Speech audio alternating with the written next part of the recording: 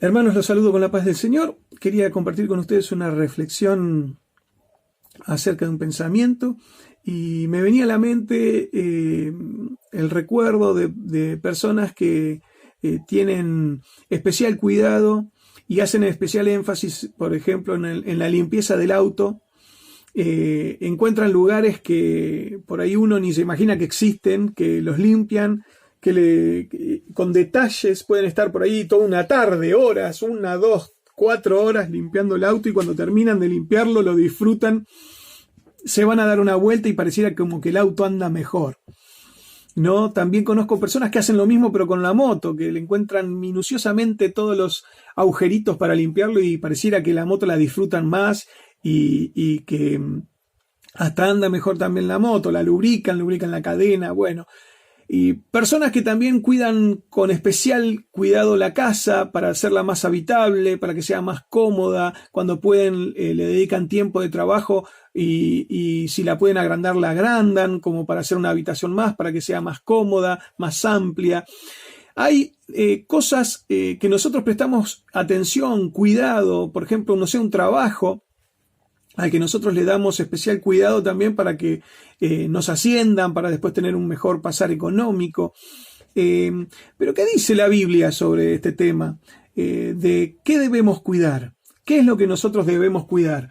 En el libro de Proverbios, capítulo 4, versículo 23, dice así: sobre toda cosa guardada, guarda tu corazón, porque de él mana la vida. Sobre toda cosa guardada, por encima de todo. Esto no quiere decir que si te gusta lavar el auto, si te gusta lavar la moto, si te gusta agrandar la casa o cuidar el trabajo, no está mal. Pero lo que sí aclara la Biblia es que por encima del cuidado que le pongamos a cualquier otra cosa, vamos a ponerle especial cuidado a nuestro corazón. El corazón es ese órgano que late, a ese se está refiriendo la palabra, a ese órgano que impulsa el torrente sanguíneo en todo nuestro cuerpo. No está hablando de eso la palabra. La palabra está hablando de nuestra mente, de nuestros pensamientos, de lo que sentimos, de lo que pensamos y de lo que creemos, que es lo que tenemos en nuestra mente, en nuestro corazón. De eso está hablando la palabra de Dios. ¿Por qué te dice? Porque encima nos dice ¿por qué también tenemos que tener especial cuidado en lo que pensamos? Porque según lo que pensemos, vamos a tener una vida determinada. ¿Por qué? Según lo que nosotros pensamos, tenemos un patrón de comportamiento con respecto a cualquier tema. Con respecto, por ejemplo, a una escala de valores. Según la escala de valores, primero está poder comer. Después está poder salir a jugar o poder comprarme, no sé, una calecita. Entonces, ¿qué es lo que pasa? Hay un orden de prioridades, pero ese orden de prioridades está dado de acuerdo a una escala de valores y a un pensamiento que nosotros tenemos. ¿Qué es lo que voy a elegir para mi profesión? ¿Qué carrera voy a elegir? ¿Con quién me voy a casar? ¿Qué cónyuge voy a tener? De acuerdo a lo que nosotros pensemos y las decisiones que nosotros tomemos, va a ser cómo nuestra vida se va a desarrollar, el horizonte que nosotros vamos a tener y dónde vamos a terminar. Es por eso que dice la palabra de Dios que de él mana la vida. Según lo que nosotros pensemos, vamos a hacer, vamos a actuar.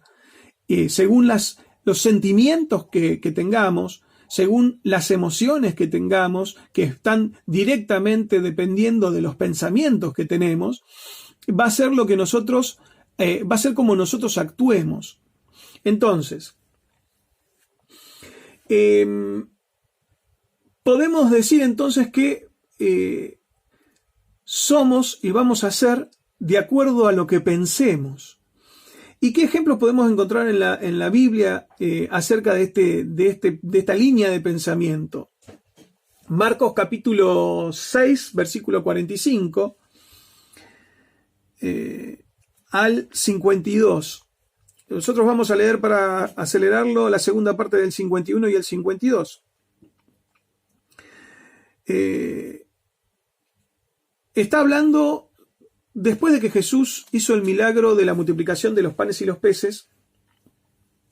Los manda a sus discípulos a que crucen al otro lado del mar, y Jesús se queda despidiendo a la gente y después orando hasta como las 3 o 4 de la mañana, después va caminando por el mar y se acerca hasta los discípulos, y los discípulos se asustan y empiezan a los gritos, y Jesús les dice: soy yo, no teman. Entonces, cuando Jesús se sube a la barca, el mar estaba agitado, y cuando Jesús se sube a la barca dice que se calman las aguas, y después viene esto: se asombraron en gran manera y se maravillaban. ¿Por qué? Porque aún no habían entendido lo de los panes, por cuanto estaban endurecidos sus corazones. ¿Qué es lo de los panes? Justamente la multiplicación que Jesús hizo, que teniendo 5 panes y 2 peces solamente, Jesús oró al Padre y se multiplicó, y pudieron comer 5.000 hombres, sin contar mujeres y niños. Ahora, me hago una pregunta, ¿no? ¿Cómo puede estar de endurecido un corazón? ¿A qué se refería con que sus corazones estaban endurecidos y no habían entendido? ¿Por qué no habían entendido? ¿En qué tipo de dureza de corazón tenían? ¿Cuál era esa dureza de corazón? ¿Todavía no creían? ¿Era una dureza de fe? ¿Era una dureza en qué sentido? ¿Estaban enojados? Podemos entender, la dureza del corazón se puede comprender de muchísimas formas. Esta forma de dureza de corazón era la falta de fe en Jesús, la falta de creer en el poder de Jesús. ¿Por qué? ¿Por qué no habían entendido lo de los panes y los peces? Ahora, dentro de los discípulos, porque en la barca estaban los discípulos, estaba también Mateo, que era Leví, hijo de Alfeo, que era el recaudador de impuestos. Y yo me pregunto, ¿era recaudador de impuestos? ¿Era una especie de contador de la época? Porque recaudaba impuestos para el Imperio Romano y se quedaban con un porcentaje, es decir, que las cuentas para él era una cosa cotidiana, se manejaba con cuentas constantemente, y no había entendido cómo puede ser cegada una persona por la dureza del corazón, por no creer, solamente por no creer. Los cálculos no te dan. Tenías solamente 5 panes y 2 peces, y le diste de comer a 5.000 hombres, solamente contando los hombres, y además de eso te sobraron 12 cestas llenas de sobras. Yo me pregunto si una sola cesta hubiera alcanzado, no hubiera sobrado para poner los 5 panes y los 2 peces. ¿Y cómo es que esto puede pasar? ¿Y cómo podemos evitar que esto nos pase? Porque si vemos esto, puede pasarnos también a nosotros, de ver milagros de Dios, ver cosas grandísimas de Dios, y perderlo de vista, no entenderlo, no poder comprender qué tipo de milagro hizo el Señor. Jesús estuvo en Capernaum y hizo un montón de milagros. Y cuando volvió a Nazaret, le dieron a leer el libro de Isaías 61:1, y cuando lo terminó de leer, les dijo: esto se ha cumplido hoy delante de sus ojos, y no lo podían creer. ¿Por qué no lo podían creer? Porque no podían creer que Jesús era el Cristo. ¿Por qué no podían creer que Jesús era el Cristo? Porque lo conocían. Porque decían: ¿este no es el hijo del carpintero? Y el hijo del carpintero no puede ser más que un carpintero. Entonces, según lo que creemos, es como actuamos. Y es lo que perdemos de ganar también. Porque dice ahí la palabra que Jesús no pudo hacer muchos milagros, pocos milagros hizo en ese lugar, porque la incredulidad que tenían era terrible. Jesús hasta se asombró de lo incrédulos que eran. No podía aceptar lo que estaba pasando. Es más, lo quisieron tirar por un despeñadero. Dice la palabra que pasó en medio de ellos y no lo pudieron tirar. Pero esto está en el libro de Lucas, capítulo 4, versículo 16 al 30, y en Mateo capítulo 13, versículos 53 al 58, y en Marcos. En Mateo dice, ¿no es este el hijo del carpintero? Y no pudo hacer muchos milagros por ese motivo. En Marcos dice, ¿no es este el carpintero, hijo de María? Y dice también, no pudo hacer muchos milagros, sino unos pocos. Y ahí es donde dice también que Jesús se asombró por la incredulidad de ellos. Es decir, que el hijo del carpintero no puede ser otra cosa más que carpintero. De repente hubiese hecho Jesús, si hubiesen creído en el poder de Dios, muchísimos milagros. Y me hace pensar, muchas veces nosotros cometemos o podemos cometer, que no cometamos el error de el hermanito fulano de tal o la hermanita fulana de tal sirve para tal cosa, para otra cosa no sirve. Por ejemplo, la hermana fulana de tal sirve para cantar, para otra cosa no sirve. Pero resulta que la hermana fulana de tal sirve para cantar, para enseñar, para predicar y para hacer un montón de cosas y para cumplir un montón de ministerios que ni siquiera se imaginan. ¿Por qué? Por dureza de corazón. ¿Por qué? ¿Por qué es dureza de corazón? Por falta de fe. Porque Dios puede hacer milagros grandísimos con la persona que solamente pueda creer, dice la palabra de Dios. ¿No te he dicho que si crees solamente verás la gloria de Dios? Entonces, nosotros podemos cometer el error, y no lo cometamos, de estigmatizar, es decir, y de subestimar a una persona, de decir, bueno, vos no podés hacer otra cosa más que esto, hasta acá llegas. Entonces, nosotros nos perdemos la bendición que Dios tiene para darnos a nosotros a través de esa persona.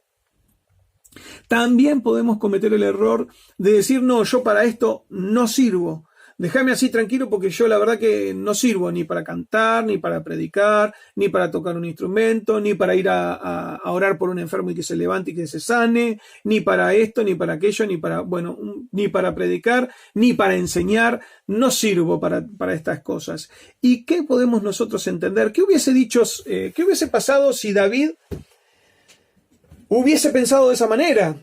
Todo el mundo lo miraba así. Cuando le quisieron poner la armadura de Saúl, no la podía llevar porque era demasiado pesada. Cuando quiso levantar la espada de Saúl, no la podía levantar porque era demasiado pesada. Se fue a enfrentar a un gigante con una gomera, nada más que con eso. Ahora, es una locura, para todo el mundo era una locura que hiciera algo así, pero para él no. ¿Por qué? Porque él creía que Dios estaba con él, y si Dios estaba con él, él iba a vencer, por más grande que sea ese gigante. Entonces, nosotros no cometamos este error con nuestras propias vidas tampoco. No nos subestimemos, porque está bien y es real que nosotros no somos nada, no somos nadie, pero si estamos tomados de la mano de Dios, somos más que cualquier poderoso gigante, más que cualquier grandote, y podemos derribar cualquier problema y cualquier cosa que se nos venga encima, la vamos a pasar por arriba, porque Dios es el que está con nosotros. Y como dijo David, yo vengo a ti en el nombre del Señor, en el nombre de Jehová, de los ejércitos de Israel. Es decir, que según lo que nosotros pensemos, según lo que haya dentro de nuestro corazón, que nosotros pensemos de otras personas, vamos a recibir también de esas personas y vamos a encasillar a una persona en un lugar que no corresponde. Y según lo que nosotros pensemos de nosotros mismos, también va a pasar lo mismo. Hay un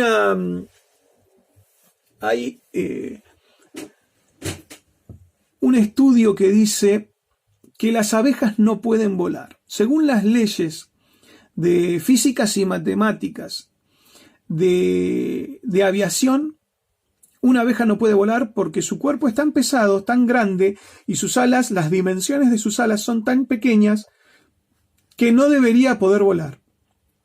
No debería poder volar porque simplemente porque es demasiado pesada para las alas que tiene.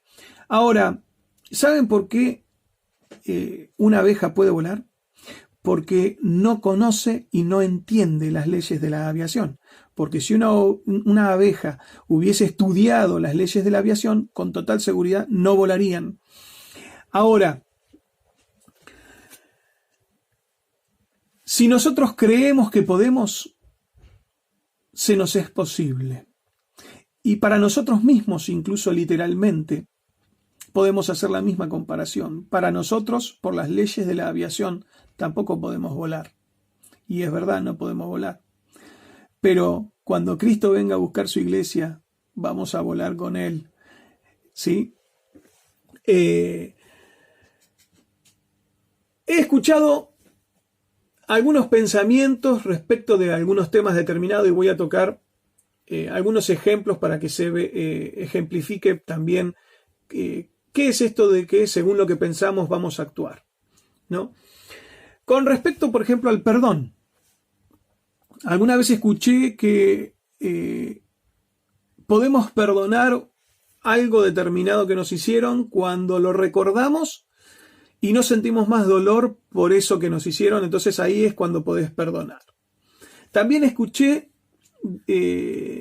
esto no lo puedo perdonar, no tengo la capacidad de perdonarlo. También escuché que perdonar es un proceso. Y yo me pregunto, ¿qué dice la Biblia respecto de este tema? Porque nosotros podemos tener un conocimiento, así como existen también las leyes de la aviación que dicen que las abejas no pueden volar. También nosotros podemos tener un conocimiento humano que puede estar errado respecto de algunos temas particulares, como por ejemplo el perdón. En Mateo capítulo 6, vamos a ver qué dice Mateo capítulo 6 respecto de este tema que es el perdón. Mateo capítulo 6, versículos 14 y 15. Mateo 6, 14 y 15. Porque si perdonáis a los hombres sus ofensas, os perdonará también vuestro Padre Celestial. Mas si no perdonáis a los hombres sus ofensas, tampoco vuestro Padre os perdonará vuestras ofensas. Es decir, si nosotros perdonamos, Dios nos perdona. Si nosotros no perdonamos, Dios no nos perdona. Yo me hago una pregunta, ¿sería justo que Dios nos pida? Y de hecho acá nos lo está pidiendo, que hagamos algo que es imposible para nosotros hacer y que Él sabe que para nosotros es imposible hacerlo. ¿No sería injusto que Dios nos pida que perdonemos cuando en realidad Él sabe que es imposible que lo podamos hacer?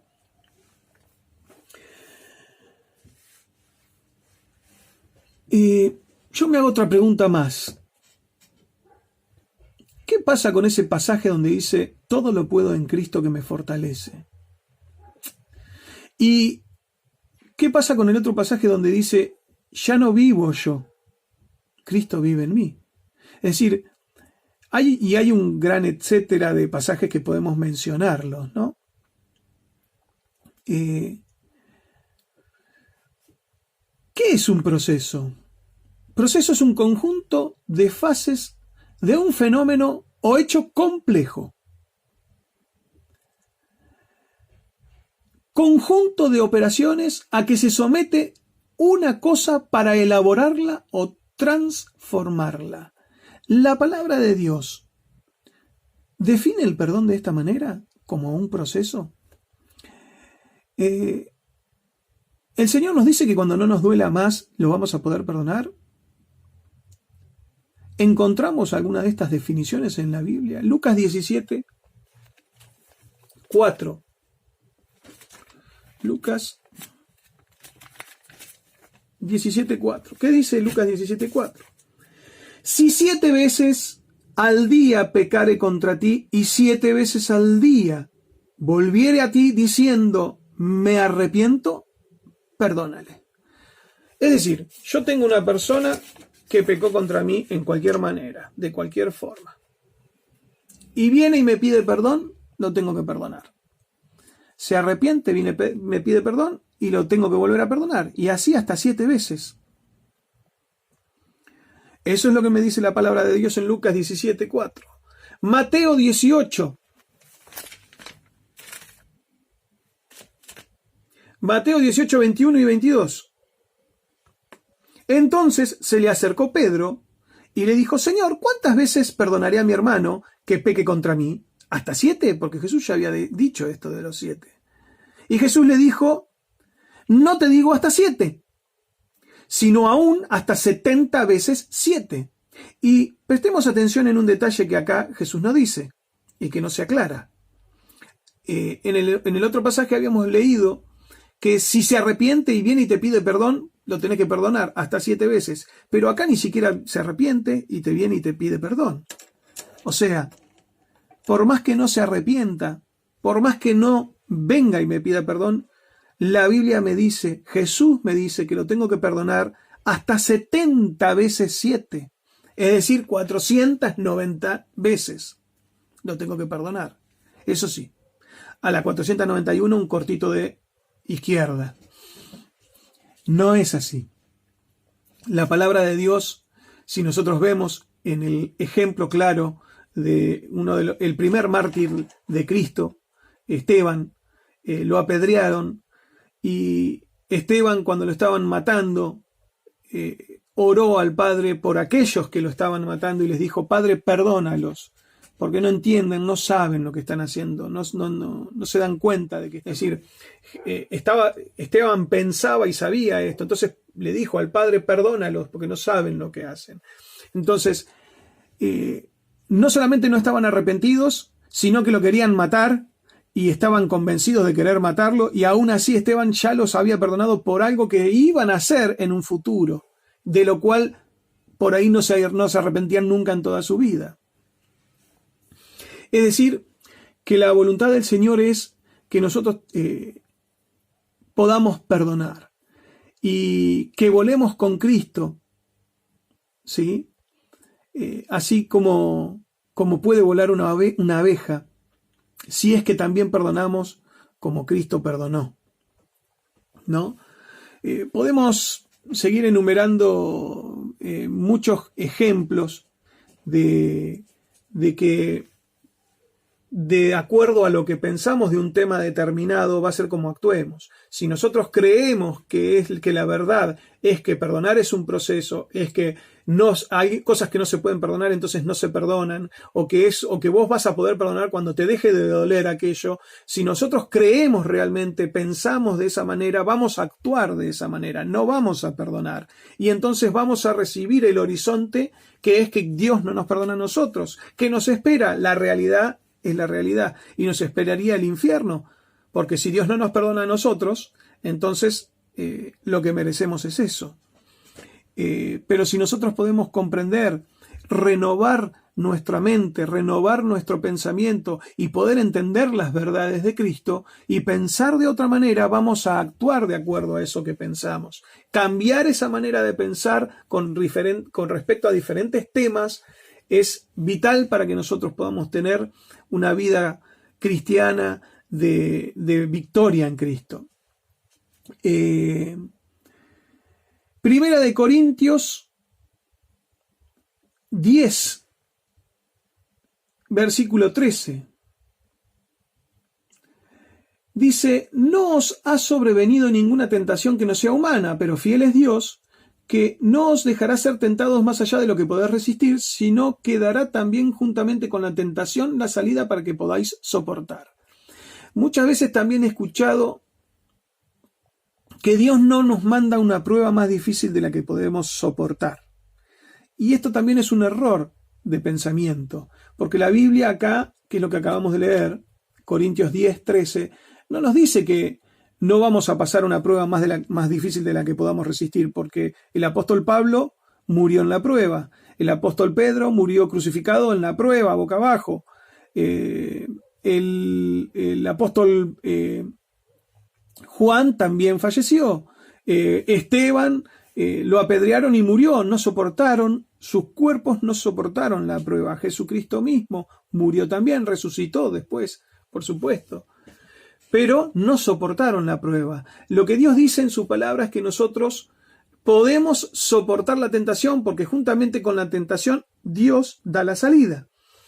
Es decir, que nosotros no podemos pensar o decir que me vino esta tentación y fue más no la pude soportar, porque nos estaríamos mintiendo a nosotros mismos, porque Dios es fiel, que no permite que seamos tentados más allá de lo que podemos resistir. Esto es otro pensamiento que también muchas veces podemos equivocarnos. Ahora, podríamos seguir enumerando muchas formas de pensamiento que nos llevan a decisiones erradas, ¿no? Y sería muy largo seguir con todo esto. Pero, ¿qué es lo que tengo que pensar? Porque muchas veces también cometemos errores como, por ejemplo, pensar en nuestros hermanos, en nuestros amigos, en nuestros familiares y en lo que sucede en el mundo, en cómo estamos viviendo y sobre todo por ahí en esta época que estamos en cuarentena, en que por ahí da tiempo para pensar y uno muchas veces puede cometer el error de pensar en todas las mentiras que nos han dicho, en la deshonestidad que hay en todas las personas o en muchas, lo injusto que muchas veces son y las mentiras que han dicho. Podemos pensar en muchas cosas de manera errada y eso es parte de no cuidar nuestro corazón. En Filipenses capítulo 4 versículos 5 al 8 dice en qué cosas y de qué manera tenemos que pensar. Filipenses 4, 5 al 8. Regocijaos en el Señor siempre. Otra vez digo, regocijaos. Vuestra gentileza sea conocida de todos los hombres. El Señor está cerca. Por nada estéis afanosos, si no sean conocidas vuestras peticiones delante de Dios con toda oración y ruego, con acción de gracias. Y la paz de Dios, que sobrepasa todo entendimiento, guardará vuestros corazones y vuestros pensamientos en Cristo Jesús. Por lo demás, hermanos, todo lo que es verdadero, todo lo honesto, todo lo justo, todo lo puro, todo lo amable, todo lo que es de buen nombre, si hay virtud alguna, si algo digno de alabanza, en esto pensad. Y yo ahora me pongo a pensar, como estaba por ahí diciendo hace un ratito, si nombramos los antónimos de lo que tenemos que pensar, que dice la Biblia, sería así. Toda mentira que nos dijeron, todo aquello en que nos engañaron, lo deshonestos que fueron con nosotros, las injusticias que cometieron contra nosotros y contra otros, las perversidades que nos hicieron a nosotros y a otros, lo antipáticos que fueron, los errores que cometieron, las fallas que tienen, todo lo que sea reprensible, hay que bajarles la caña. Puse entre paréntesis. Esto dice la palabra de Dios, el antónimo de todas estas cosas. Muchas veces podemos caer en errores similares a esto. La Biblia nos dice todo lo que es verdadero, todo lo honesto, todo lo justo, todo lo puro, todo lo amable, todo lo que es de buen nombre. Si hay virtud alguna en lo que sea, en la persona, en la situación, si hay algo digno de alabanza, en esto hay que pensar, dice la palabra de Dios. A veces nos desviamos un poquitito de la recomendación que el Señor nos da, pero es bueno que nosotros tengamos coherencia y podamos llevar nuestros pensamientos a la voluntad de Cristo. Nuestro tiempo es valioso y nosotros estamos para pensar en cosas más importantes que todo lo deshonesto, todo lo malo. Nuestros pensamientos tienen que estar en todo lo que es de Dios. Y de esa manera nosotros vamos a cuidar nuestro corazón para que nuestra vida tenga un desenlace y un desarrollo de acuerdo a la voluntad de Dios y no de acuerdo a los errores o mentiras o problemas que podamos estar pasando en la vida, ¿no? El último pasaje, si es que por ahí cometimos el error de pensar erradamente y si es que cometimos el error de descuidar nuestro corazón, podamos comenzar a renovar estos pensamientos.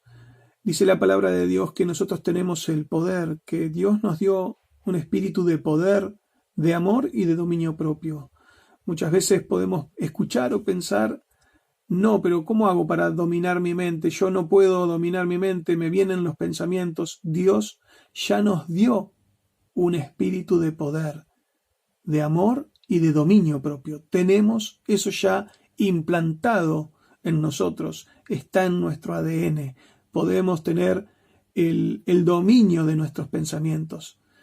Dios nos da esto y podemos renovar, si es que estuvimos pensando erradamente, podemos renovar estos pensamientos para que sean de aquí en más dentro de la voluntad de Dios y podamos ser grandes hijos y siervos de Dios. Oramos. Padre, gracias te damos por tu palabra, te pedimos que nos bendigas con tu presencia siempre, Señor, como lo has hecho siempre. Gracias por tu fidelidad. Te pedimos que perdones si en algo hemos fallado, si hemos pensado, Señor, de alguna manera errada, si hemos descuidado nuestro corazón, te pedimos que nos perdones y que renueves nuestra mente, que renueves nuestro corazón y pongas un corazón, Señor, agradable a ti. En el nombre de Jesús. Amén. Dios te bendiga.